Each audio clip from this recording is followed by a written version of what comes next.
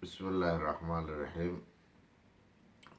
Waxaan halkan ka salaamaa dhammaan ummadda Soomaaliyeed, khaasatan reer Koonfur Galbeed iyo reer Amni iyo Cadaalad. Anigoo ku hadlayo magaca xisbiga Amni iyo Cadaalad, waxaan halkan bogaadin iyo dhiirigelin ugu dirayaa reer Amni iyo Cadaalad oo ku sugan Kampala, Uganda.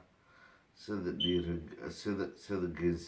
geesinimada leh markay maqleen xaaladda waddanka ka jira iyo qaabka dowladdii maqaarsaarka ahayd Cabdicasiis lafta gareen ay shacabka ugu tumanaysa markay maqleen ayagoo isku duuban.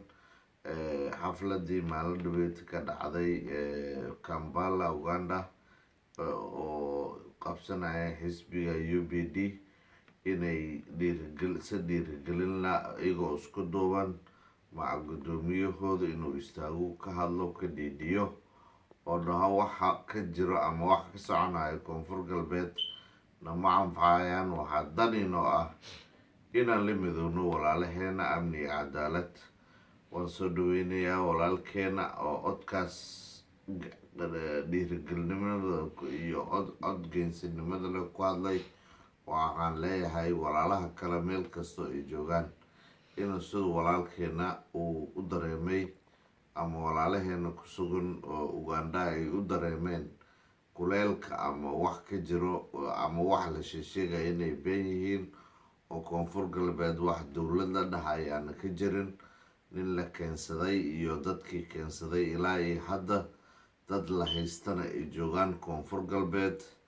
Dhammaan shacab weynaha Soomaaliyeedna ay ogyihiin meeshana xafladda naftirkeedana laga sheegay inay yihiin Koonfur Galbeed dad la haysto, Ethoobiana xoog loogu haysto, sankana laga duray, aan la caburinayo, codkoodana aana ku hadli karin oo la leeyahay hataa loo diiday inay idaacadaha iyo waxay cabasho iyo waxay qabaan qof alaala qofkii xor amase hadlo oo xorriyaddu ku horatay qol aan ka jirin wariyaashii la xirxirayo inay ogaadeen wixii oo dhan ay dhaheen waxaas dowlad ma ahan, ayna taageereen xisbigooda ama walaalahooda awal horey ugu soo horjeeday oo dhahay anaga waxaa nama anfacayaan.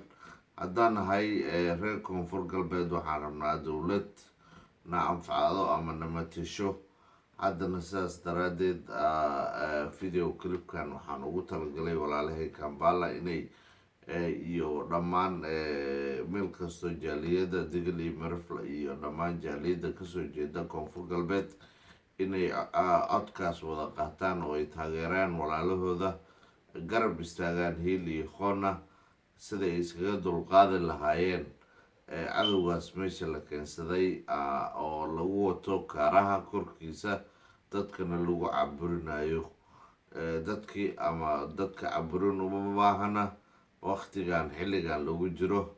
waxaan leeyahay caburin haddii wax la iskaga qaadayo ama qori qaaradiis wax la iskaga qaadayo Soomaaliya horey iskugu soo samaysay, wax walbana waa isku soo dayday. waxaan leeyahay miiska wadahadalka la iskugu imaado.